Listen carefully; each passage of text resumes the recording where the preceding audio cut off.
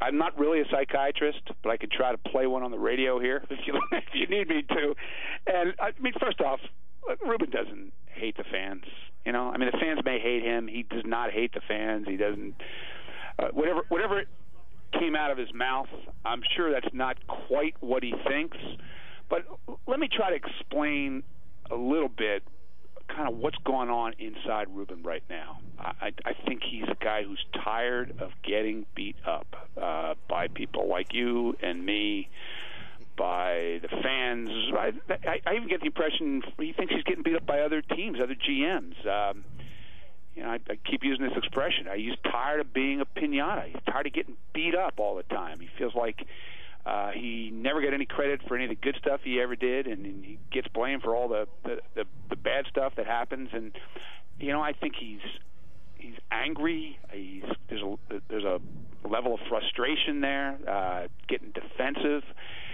And sometimes if we push the wrong button, if we ask the wrong question, stuff like this just kind of spews out of him. And he says stuff. There's been a few times now over the last 6-8 months or so where he said stuff that you scratch your head and you said, what is he doing? And it's just because it's all this frustration just kind of erupting. And look, this is just like a little pseudo psychoanalysis. I try to explain it, but on the other hand, it's not defensible. You can't say this. You cannot go down that road. You can't open that door. You can't look at your fans and downgrade them or insult them in any way, even unintentionally. That's a fight you can't win. It's a door you can't open, and he's going to be sorry he ever opened it. And that's an interesting way that you finished that comment there, Jayson. You said he can't say it, you can't go down that road, and I think we all agree. Even though you can't say it, deep down, is he accurate or is he off base?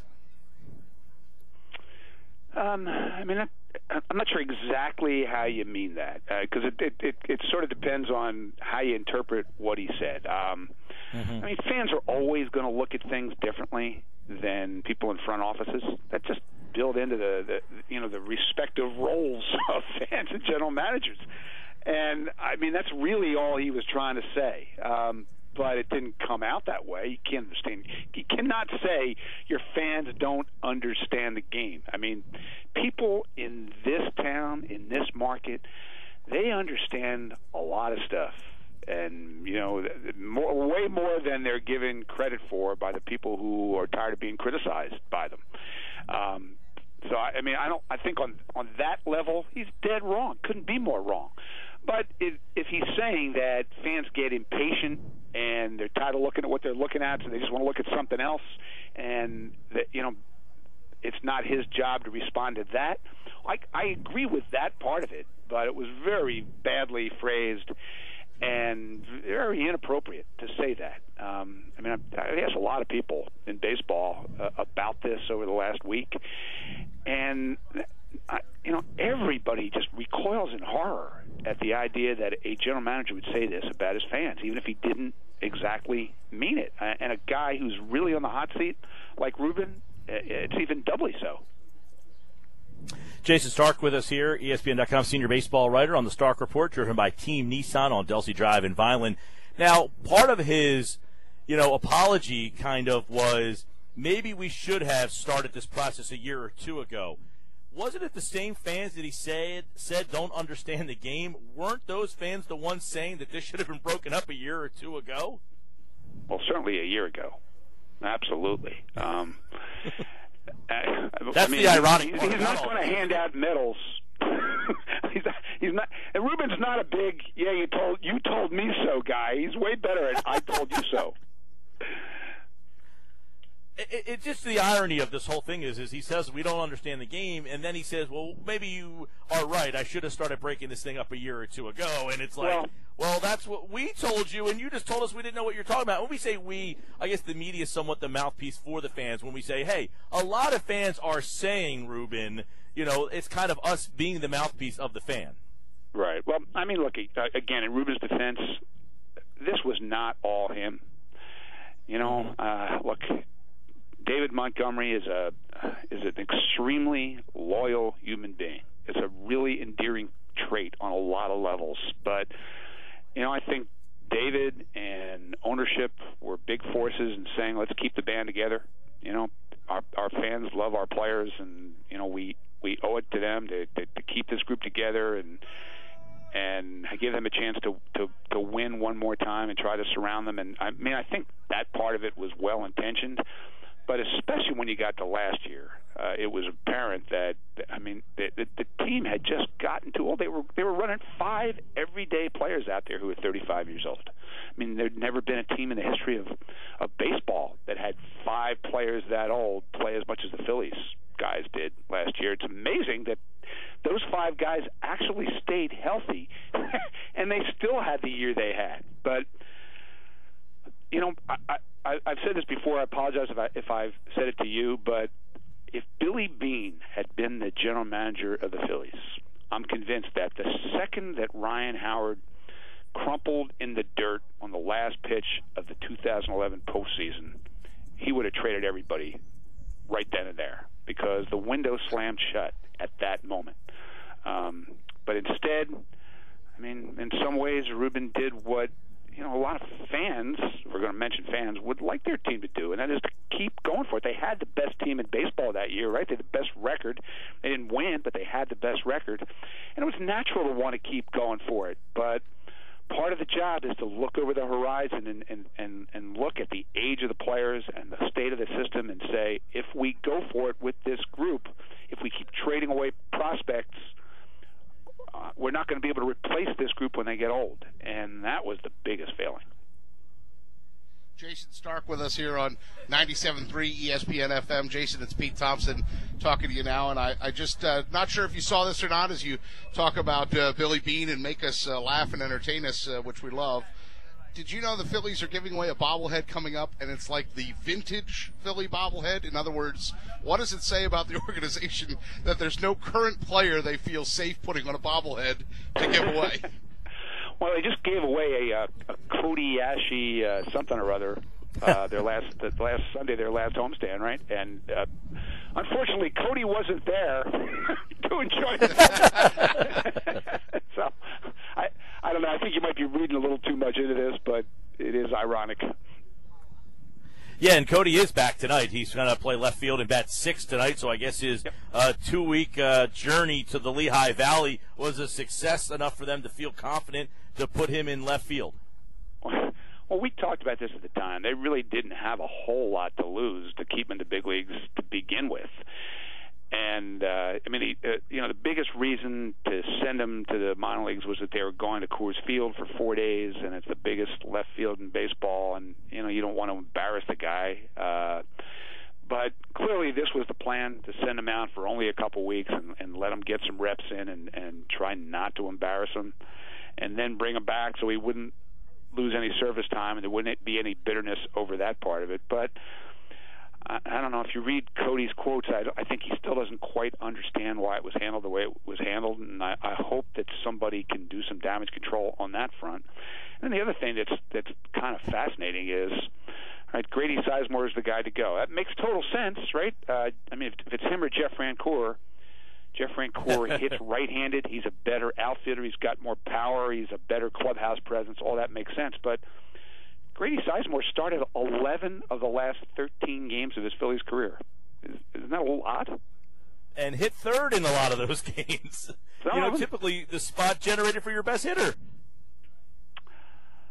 I don't know what to say. That's a head-scratcher. And Ashy also hit third for this team a lot and got sent to the minors. It's unbelievable. So we talk about a plan, and that's what Ruben says. We're going to follow on the plan. The people don't understand the plan. They might have a plan, but do they have enough time for him to execute this plan? And if they do, does that mean that Ruben has got time, meaning that he can continue to do things for multiple years? Well, I'm not in charge of hiring or firing him. I guess that's clear, right? But, Phillies GM, Phillies president, Jayson Stark. Yeah, they're not going to offer me that gig. Trust me. But here's the thing: look, they have a plan. All right, he's accurate about that. The plan is to rebuild around young players, to trade away the veteran players and restock, and to take as long as that takes. At some point when you clear all the payroll, to be able to spend again with the resources this team has, with the TV deal this team's about to kick in. That would be the plan. Here's the one problem in the plan. Look at their system now and tell me, who are the star players, the all-star, the future all-stars, the difference-making players that they're going to win with in, pick the year. What was the year that Pat Gillick said, 2017? J.P. Crawford, possibly Michael Franco. You'd like to think Aaron Nola. Who else exactly? The group that won here in 2008, you could see them coming, starting when Jimmy Rollins got here in 2000, and they just kept on coming, right? One after another, and you look down the field, and it's amazing how many of those guys were homegrown, and that's the way the system is supposed to function, needs to function. The Phillies are going to have the number 10 pick in this draft. They're probably going to have like a top 3 pick in next year's draft, which is going to be better than this draft.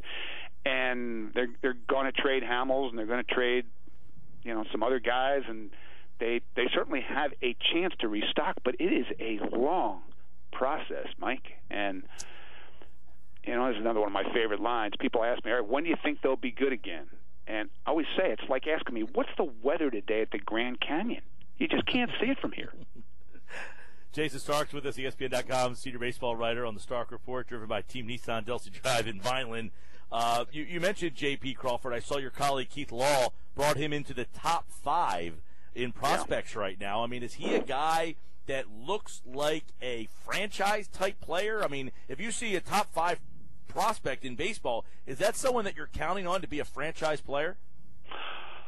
Well, he's certainly going to be a big time centerpiece player. There's just no doubt about that. I mean, scouts who have seen him this year, who have seen him over the last couple of years, they just rave about that guy. Have you looked at what J.P. Crawford has done since he came off the disabled list a few weeks ago? Now, he's in Clearwater, right? He's hitting .392. His on-base percentage is .494. Wow. He gets on base. He's been to the plate 90 times, and he has been on base 44 of them.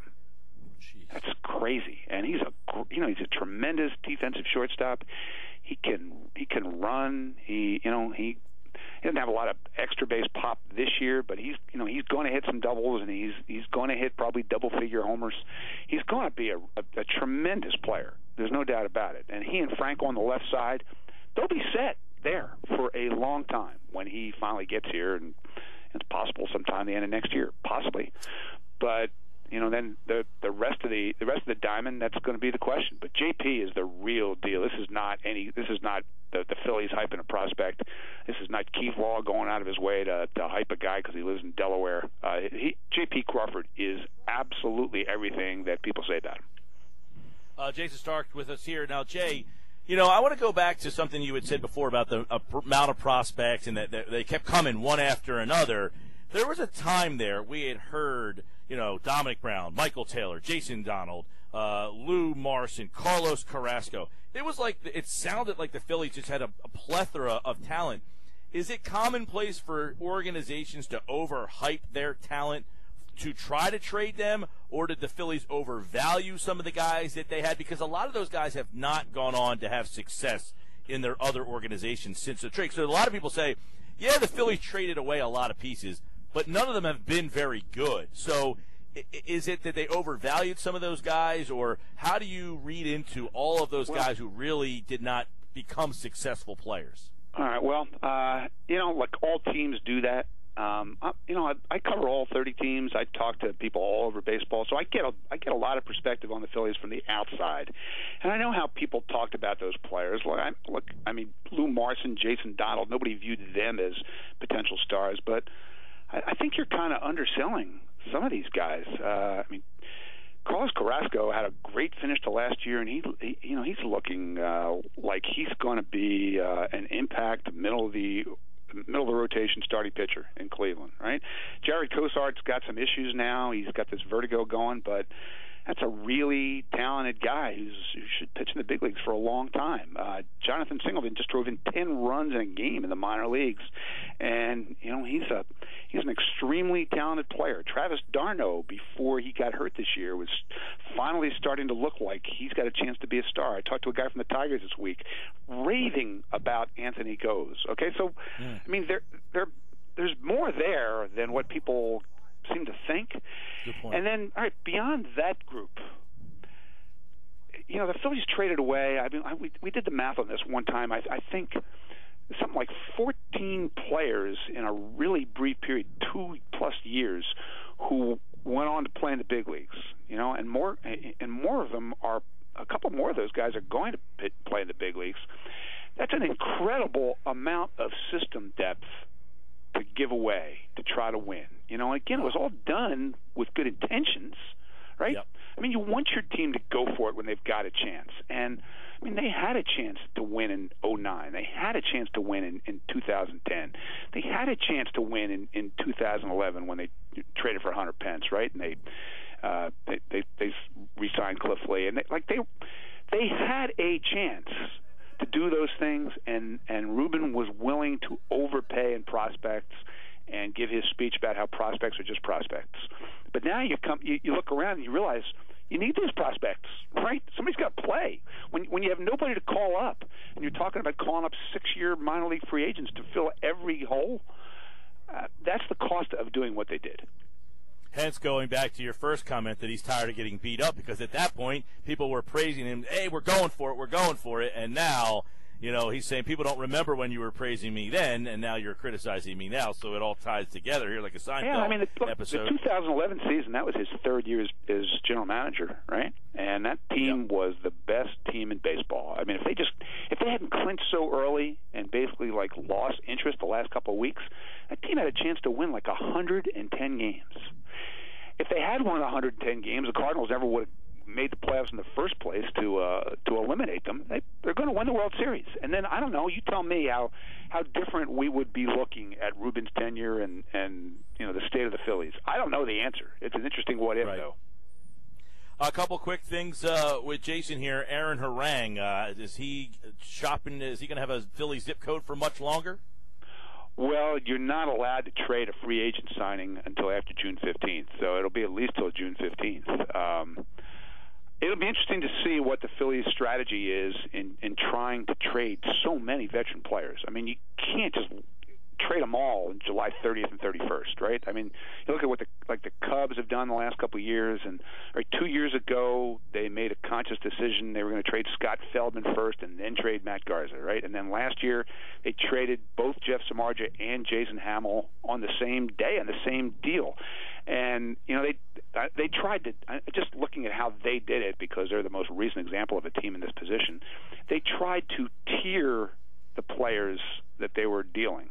So that it would make more sense to deal this guy first, because your quote-unquote star player, star attraction, you might want to build the crescendo and the value as you head toward the deadline. And with Aaron Harang, I think he should be traded before Cole Hamels. That's the strategy that I would employ, not that they will ask me. And I think the other reason is last year he wore down, and this is optimum value. He's at the absolute peak of what he's going to be. A guy with a sub-2 ERA with Aaron Harang's track record and age, it's hard to believe that's going to continue, right? So the sooner you move him and clear the decks for your next deal, the better, I think. You did a note on TV about Ryan Howard, which was almost jaw-dropping and mind-boggling last night. He's slugging .602 this month. When was the last time that happened? Yeah, it was my note. You want to try to guess the last calendar month that Ryan Howard had a .600 slugging percentage or better? If you heard me on TV, then you know the answer. But if you missed it, it was June of 2010. 5 years ago. Unreal.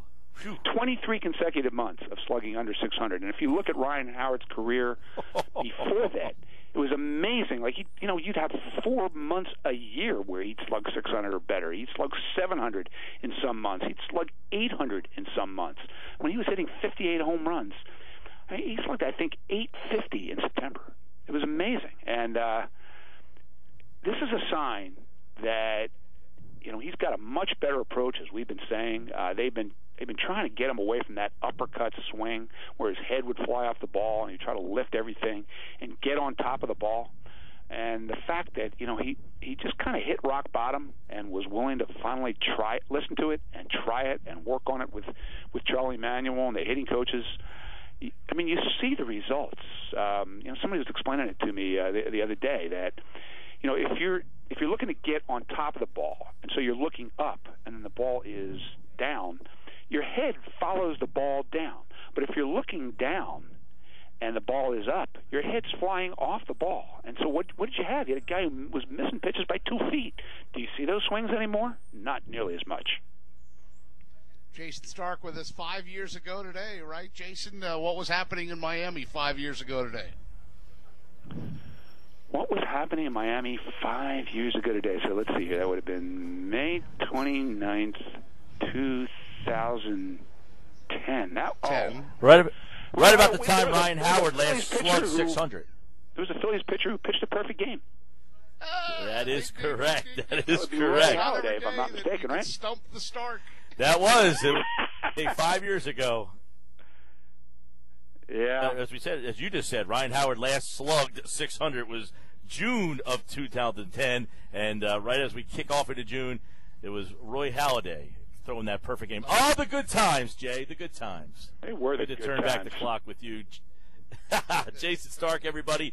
Check out his piece on the pace of play, too. 10 minutes have been chopped off of Major League Baseball games, and you can read more about that over at ESPN.com. Next Friday, another Stark Report driven by Team Nissan on Delsey Drive in Violin. Enjoy the weekend, Jay.